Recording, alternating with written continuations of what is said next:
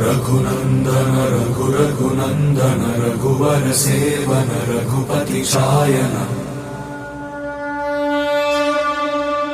शतयोजन शतशतयोजन शरधि नियोजन शर परिलंघन